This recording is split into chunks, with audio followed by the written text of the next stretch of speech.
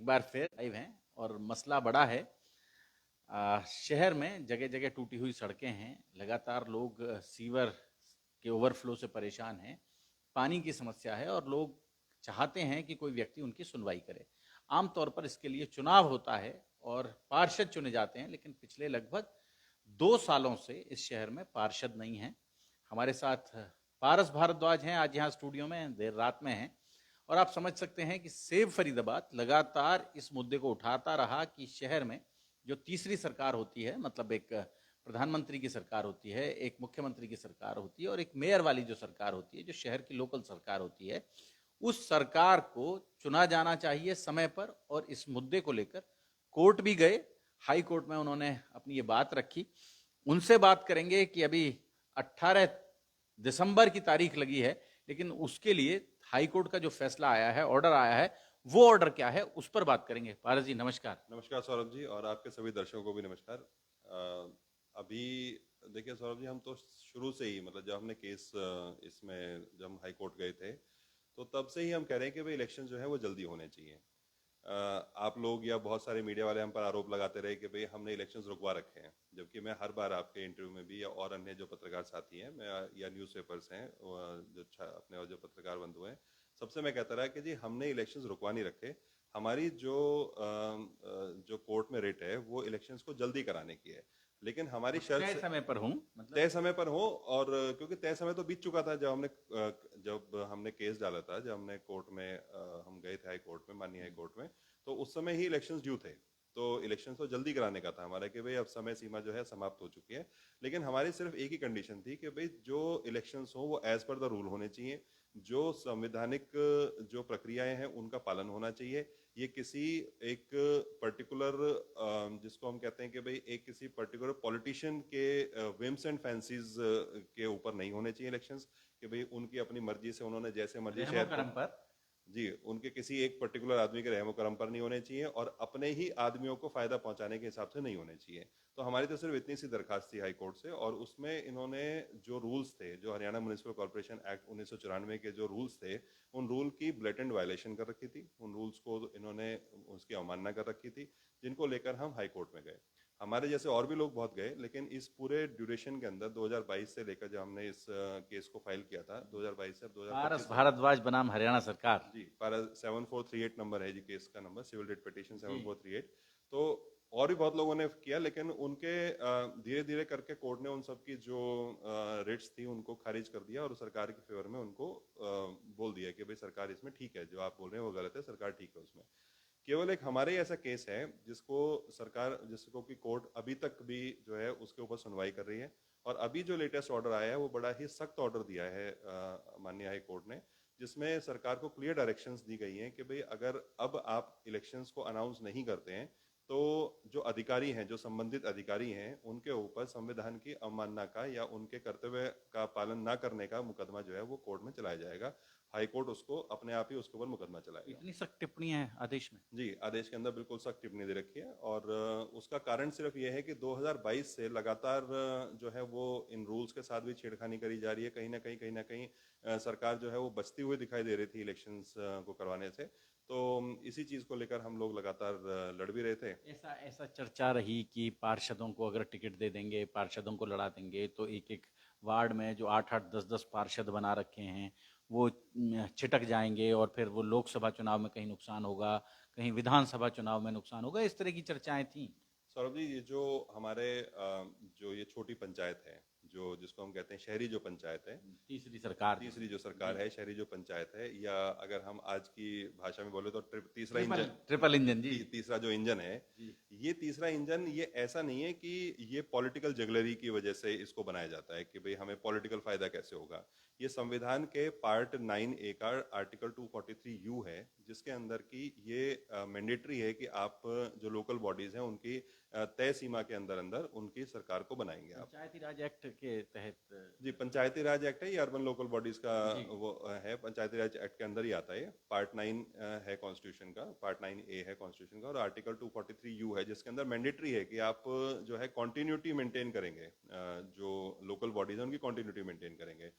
अब उसमें या तो जब इलेक्शंस ड्यू हैं उससे पहले पहले आप कराएं, अगर बाई चांस किसी कारण से नहीं करा सकते हैं तो 6 महीने के अंदर अंदर आपको इलेक्शंस ड्यू कराने हैं।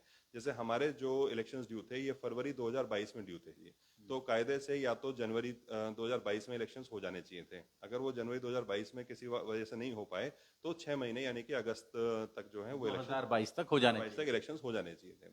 और इनका जो मकसद है वो ये है कि जो भी लोगों की जो मूलभूत समस्याएं हैं, जो लोगों की जो जिसको हम बोलते हैं कि जो हमारे रेजिडेंट्स हैं, जो हरियाणा के जो नागरिक हैं, उनको जो गली नाली सड़क सीवर खरंजे जो उनके जो पार्षदों से जो काम होते हैं वो काम जो है वो सुचारू रूप से चलते रहें। अब उसकी वजह से क्या है कि बहुत सारे समस्याएं लोगों को जो है वो फेस करनी पड़ रही हैं लगातार। अब देखिए इलेक्शंस हुए 8 साल हो गए हैं। अभी 2017 में लास्ट इलेक्शंस हुए थे, ठीक है जी, और अब और अब 2025 तक सब लोग निवर्तमान पार्षद लिख रहे जी हैं। सब निवर्तमान पार्षद लग रहे हैं। तो पार्षदों की महत्वता है तभी तो इसको संविधान में जगह मिली हुई है।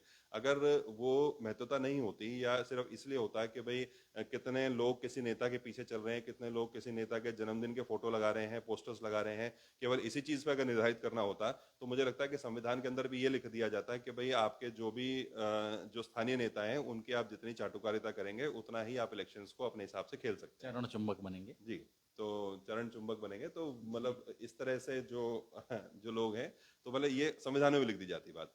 लेकिन अब देखिए जैसे अब सरकार में परिवर्तन हुआ है और एक अच्छी बात जो हुई है कि जो अर्बन लोकल बॉडीज का जो मंत्रालय है वो हमारे ही शहर में आ गया है। वो माननीय विपुल गोयल जी उसमें कैबिनेट मंत्री हैं, वो डिपार्टमेंट उन्हीं के पास है। और वो बहुत ही एक जिसको कहते हैं कि एक काम की इच्छा उनके अंदर है कि शहर के लोगों के काम हो और शहर आगे बढ़े, फरीदाबाद की एक विजन लेके चलते हैं। और हमें उनसे बड़ी उम्मीद है कि भाई इस बार जो वार्डबंदी है, जो पहले वार्डबंदी पॉलिटिकल जगलरी के रूप में कर दी गई थी, इस बार अगर वार्डबंदी के अंदर कोई चेंजेस होते हैं या फिर जैसा भी वो होता है वो जायज होंगे, वो न्याय संगत होंगे और वो संविधान की पालना करते हुए बनाए जाएंगे और जिससे कि सभी लोगों को एक अपना अच्छा प्रतिनिधि चुनने में उसमें मदद मिलेगी। वैसे शहर में जो ठहराव आ गया था पिछले 5 सालों में, वो पिछले 2 महीने में महसूस हो रहा है कि वो थोड़ा ठीक हो रहा है और लोग भी रुपए में चवन्नी भर का काम जो है लोगों को लग रहा है कि कुछ होना शुरू हुआ है। देखिए काम लगातार हो रहे हैं। मैं रात में भी जैसे कहीं जाता हूँ तो पहले क्या होता था कि जो ये हमारी जो सफाई वाली मशीन्स हैं ये सिर्फ वीआईपी रोड्स पे घूमती थी, या तो आपको सेक्टर 28 में दिखाई देंगी या फिर सेक्टर 15 में दिखाई देती थी। अब मैं देख रहा हूँ कि जगह जगह पर नॉर्मल रोड्स के ऊपर भी, जिनको हम बोलें शहर के जो साधारण रोड्स हैं उनके ऊपर भी जो है ये सड़क ये जो मशीन जो से राजपथ नहीं है, जो जनपथ भी जो हैं जनपथ शहर भी के। हैं वहां पर भी सफाई हो रही है।